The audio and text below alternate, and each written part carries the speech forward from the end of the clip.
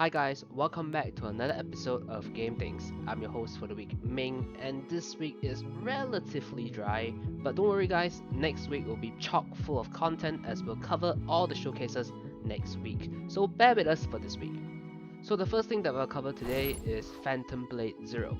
Phantom Blade Zero will not have any microtransactions or gacha elements, and the game will also take full advantage of the DualSense features. So if you guys just don't like loot box mechanics, or just don't want to gamble away for cosmetics or buffs and stuff like that, then Phantom Blade Zero is your game to go. Next, we have Bulletstorm VR, which is announced for PSVR 2, as well as PC and Oculus Quest. And the game itself will be launched sometime in 2023. So stay tuned for more news from us to get the exact release date so you can get your hands on the game when it's released.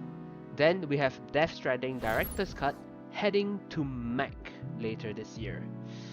So yeah, in regards to this, personally I would say if you want to play games on PC, Mac is not really the way to go, but hey, it's still good effort from the developers to make a director's cut for the Mac version, so hey man, who am I to judge? But seriously, if you want to play games, maybe avoid the Mac. Then next, we have brand new gameplay footage for RoboCop Rogue City. And let me tell you, the game looks pretty good.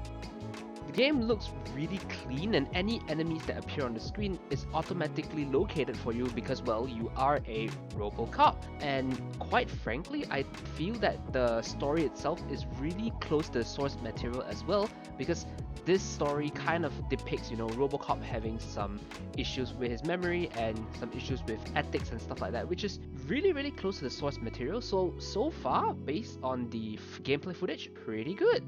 So, if you guys are interested in the game, be patient and look forward to its release in this year, September, which is not too far away. And the best part is the game will be available on PC, PS5, Xbox Series S and X, so a pretty large amount of platforms for you guys to choose from. Next, we'll talk about a new game, Dr. Fetus's Mean Meat Machine.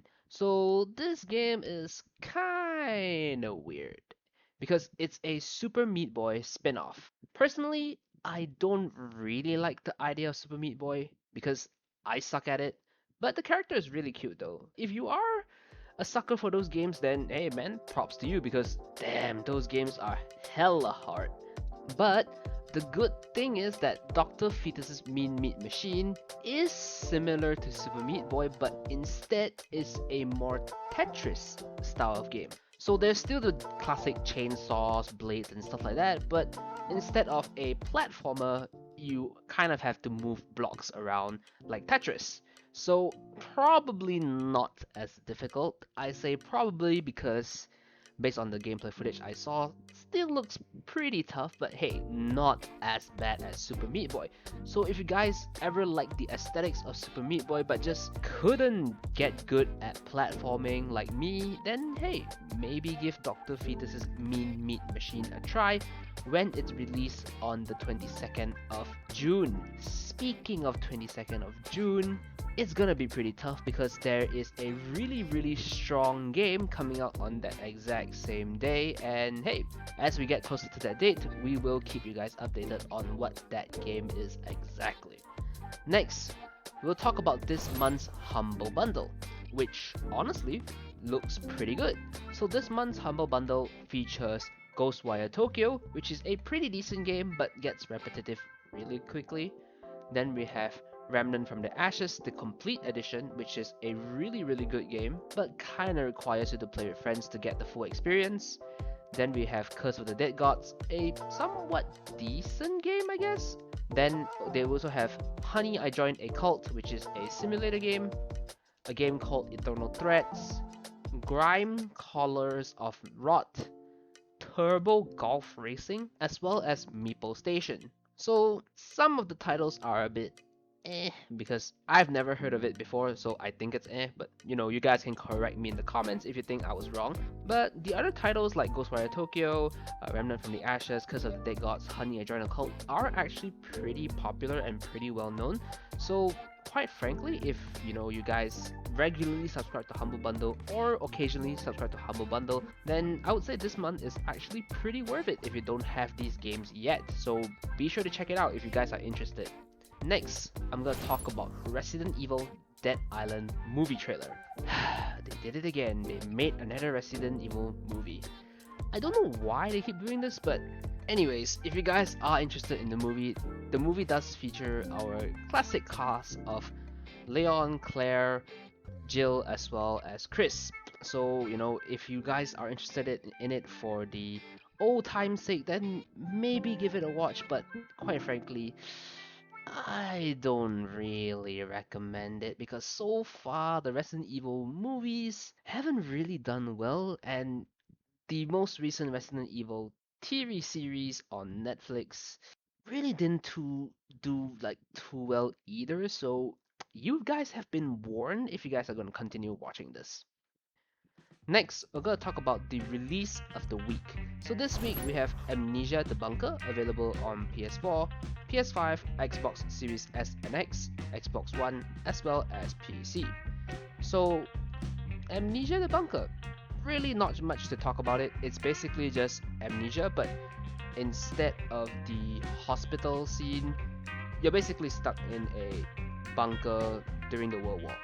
So yeah, more war-esque aesthetics and yeah, more war themes basically. Then next, we have Diablo 4 available on Xbox Series S and X, Xbox One, PS4, PS5, and PC. Once again, not much to cover about Diablo 4. It's basically, another Diablo game, and people have been looking forward to it for a very, very long time. But the one good thing about Diablo 4 is that we do have confirmation that 2 expansions are currently in development already, despite the fact that it just got released. So hey, great news guys. If you guys are interested in Diablo, you guys will know that we're getting more content in the future, which is always great news. Then the last and final title that I'll be covering this week is Harmony: The Fall of Reverie, available on Switch and PC. Harmony: The Fall and Reverie. What exactly is this game? So Harmony: The Fall of Reverie is a game that I have previously covered already in one of our previous episodes.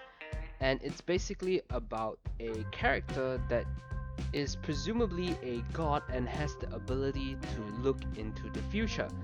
So seeing as this is another look into the future game, you guys basically know the idea. It's one of those kind of choose your path or choose your adventure type of games, just that unlike Life is Strange, this is more centered around you being an all-powerful character and you can actually affect a ton of people.